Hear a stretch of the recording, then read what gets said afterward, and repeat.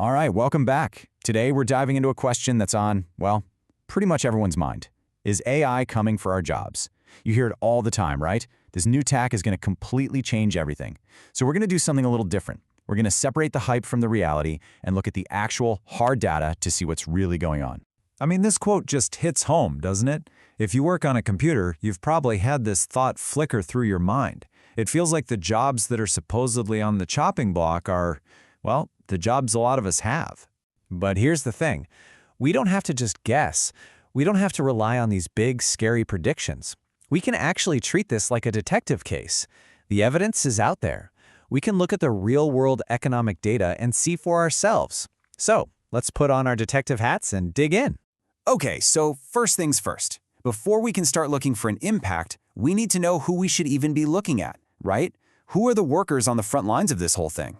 So researchers have come up with this really important idea they call AI exposure. And this is crucial. It's not a measure of whether your job is going to be replaced. It's a measure of how many tasks inside your job could theoretically be done by an AI. The more your daily tasks overlap with what AI is good at, the higher your exposure. And this table just lays it out perfectly. On one side, you have jobs like genetic counselors, roles that are all about processing huge amounts of complex information. That's a total sweet spot for AI. And on the other side, dancers, construction helpers. Jobs that need you to physically be there, doing things. As the researchers put it, chatbots can't pirouette. Well, not yet anyway.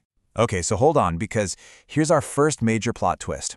When you actually look at the people in these most exposed jobs, they're actually doing better in the job market. They tend to have higher pay, more education, and, this is the big one, lower unemployment than the least exposed workers. So the very people we're supposed to be worried about are, right now, in a much stronger position. Just keep that in the back of your mind. So now we know who to watch. The hunt for evidence officially begins. We're going to slice and dice the data a few different ways to see if we can find any fingerprints of AI-driven job loss among these highly exposed groups. Let's start with the most obvious question there is. Are people in these high-exposure jobs getting laid off more? I mean, if AI were replacing them, this is the first place you'd expect to see a big flashing red light. And the data is not what you'd expect at all. Sure, unemployment went up a tiny bit for the most exposed workers, but look at that bar on the right. For the least exposed workers, the safest ones, unemployment shot up almost 3 times as much. This is the complete opposite of the story we hear. The job market has cooled down for everyone, but it's actually hit the supposedly safe workers the hardest. So our first big test, the one we thought would be a smoking gun, the effect is basically invisible. If there's an AI-driven job apocalypse happening, it is hiding really, really well in the unemployment numbers. Okay, but maybe we're just looking at this the wrong way. Maybe these exposed workers aren't waiting around to get fired.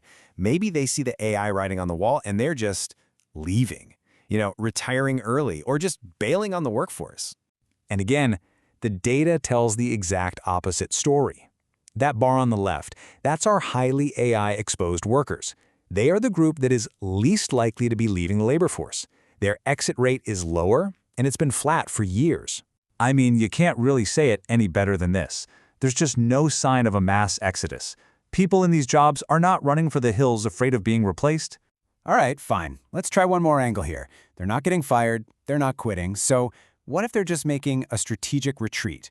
Are we seeing a flood of programmers suddenly deciding to become, ballerinas? Are they fleeing to safer, less exposed jobs? And the answer is a big, resounding no. This chart shows that workers in high-exposure jobs are actually less likely to switch to a safer job now than they were way back in 2018 before any of this was a huge deal. So no great retreat is happening. So, let's recap.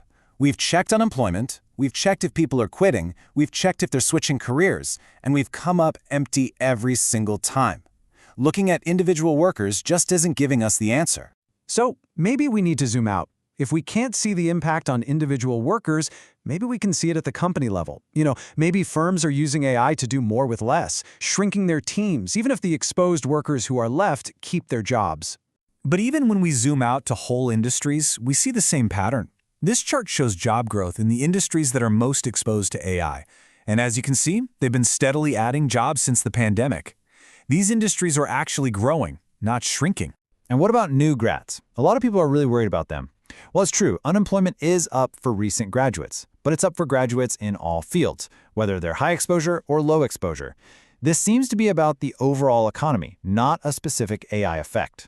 So, we've looked high and low. We've looked at individual workers, at entire industries, and we can't find a clear AI fingerprint anywhere on job losses.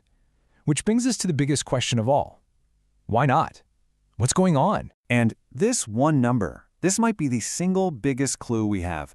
According to the Census Bureau, only about 9% of businesses say they are actually using AI to produce their goods and services. 9%. Despite all the headlines, real-world, on-the-ground adoption is still tiny. So we're really left with two possibilities. One is that all our data and all these smart measures are just wrong. But that seems pretty unlikely, especially since 5 different studies all found the same thing. That leaves us with the second, and much more likely possibility. We don't see the effects because they haven't really started yet. It's just too soon. And this really is the bottom line. When you go out and ask companies directly, this is what they tell you. 95% say AI has had no impact on their hiring. You know, Occam's razor says the simplest explanation is usually the right one. And the simplest explanation here is that not enough companies are using this stuff yet for it to show up in the national data. So if there's one thing to take away from all this, it's that the story of AI and jobs right now isn't about replacement. It's probably about reorganization. It's not about wiping out jobs, but about changing the tasks we do within our jobs. Which leaves us with a final thought to chew on. If AI starts automating all the boring, tedious parts of our work, what are we going to do with all that extra time? Something to think about. Thanks for tuning in.